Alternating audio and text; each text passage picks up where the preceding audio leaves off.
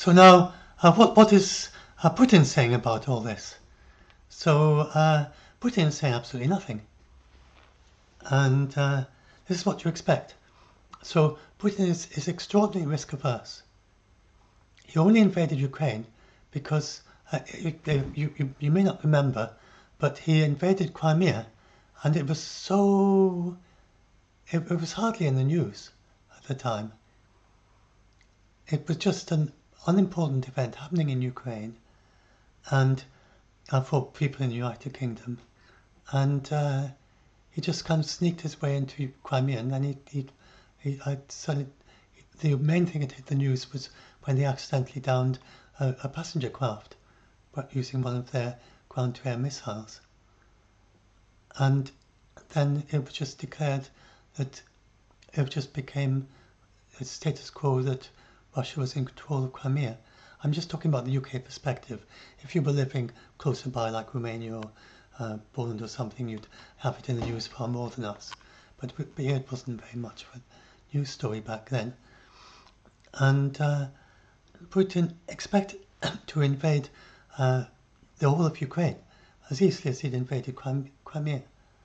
And he had planned for it the year before. He got his spies to do polls, because he goes very much by polls, and they got them to do polls in Ukraine, and from that he deduced incorrectly that the Ukrainians weren't keen on Zelensky at all, when in fact they were, and he was very popular.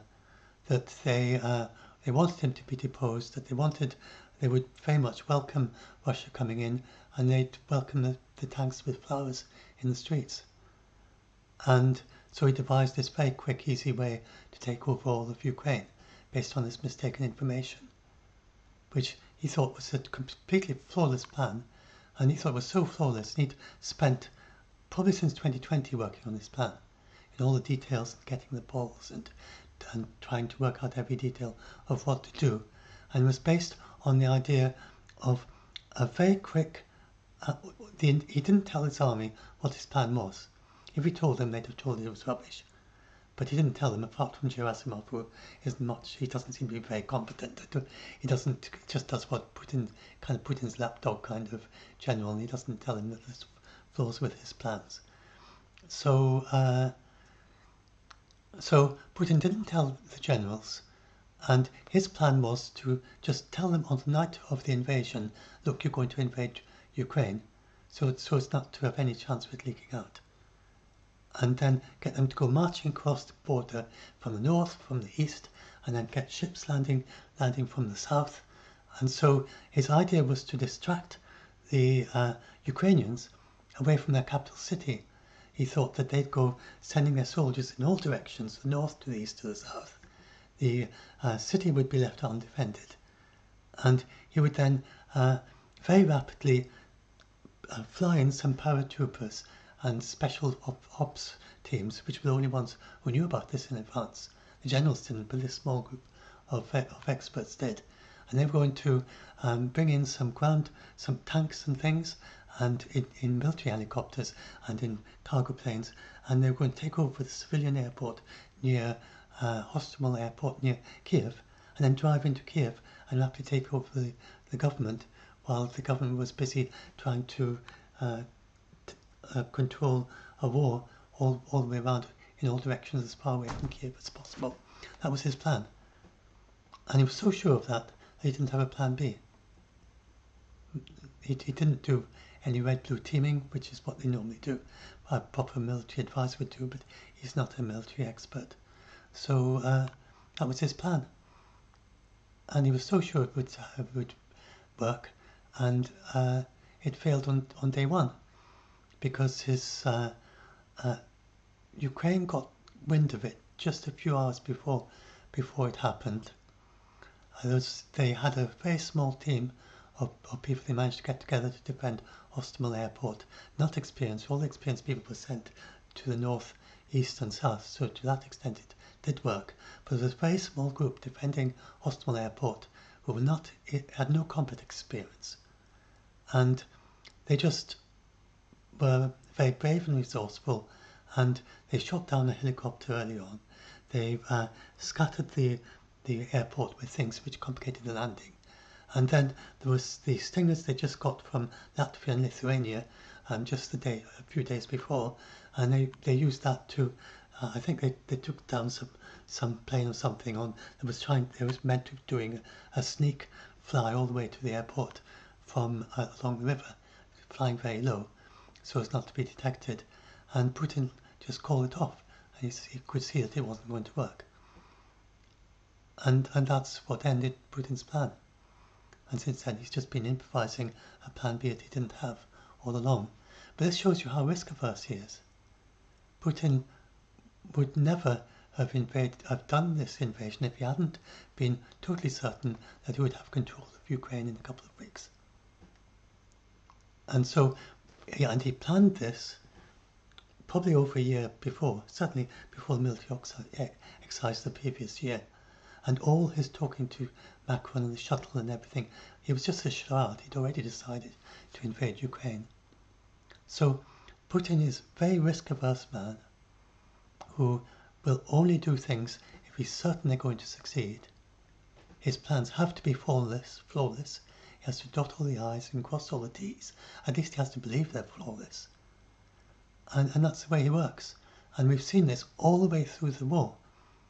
That whenever he'd much rather do nothing than do something that could have even a slight risk. So when he lost the Battle of Kiev, he just retreated, and from the Battle of Kiev very, very quickly. And then he did nothing for quite a few weeks, just deciding what to do next. When he lost the Kherson city, it was very much the same.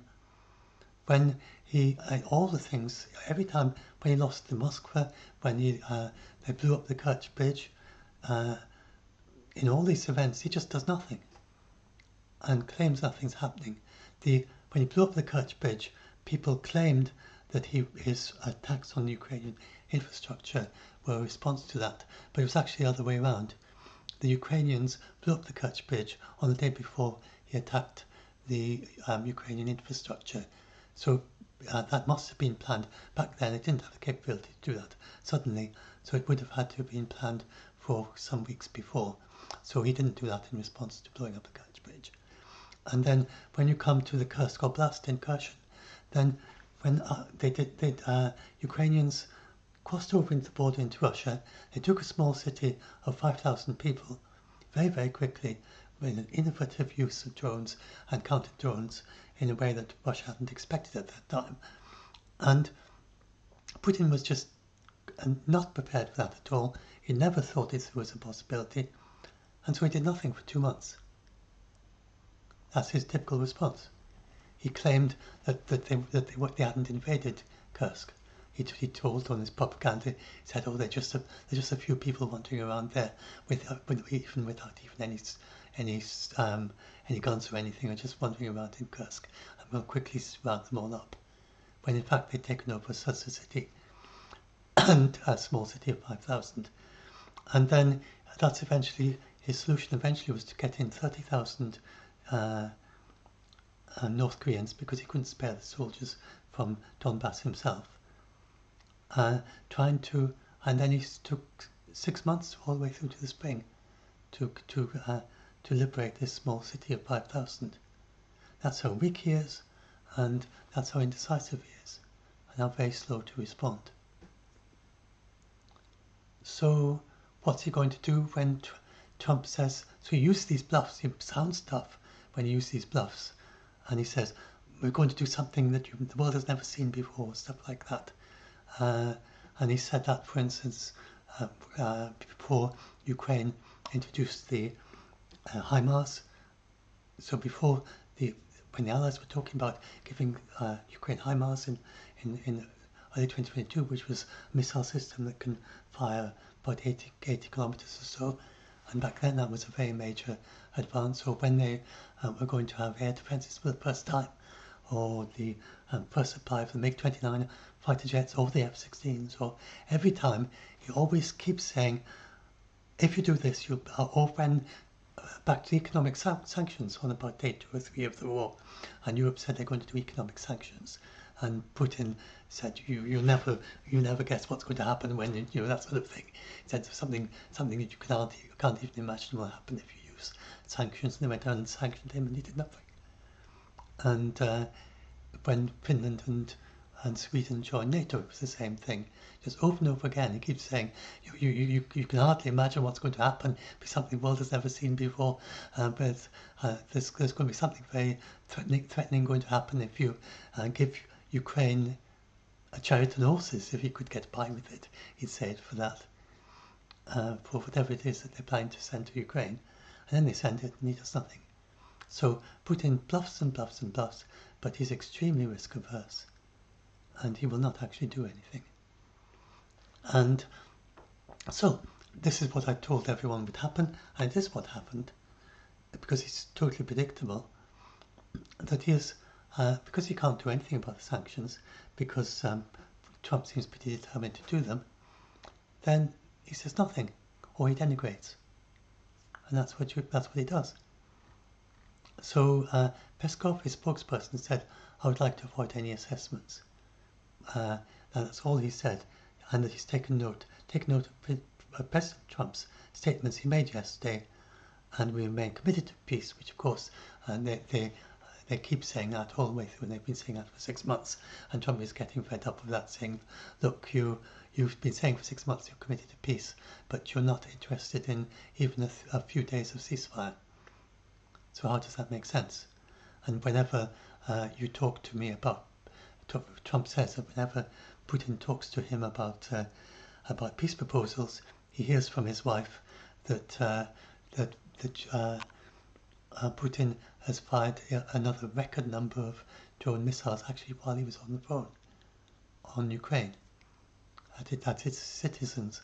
So he says to Putin, how does that make sense? How is that you're committed to peace?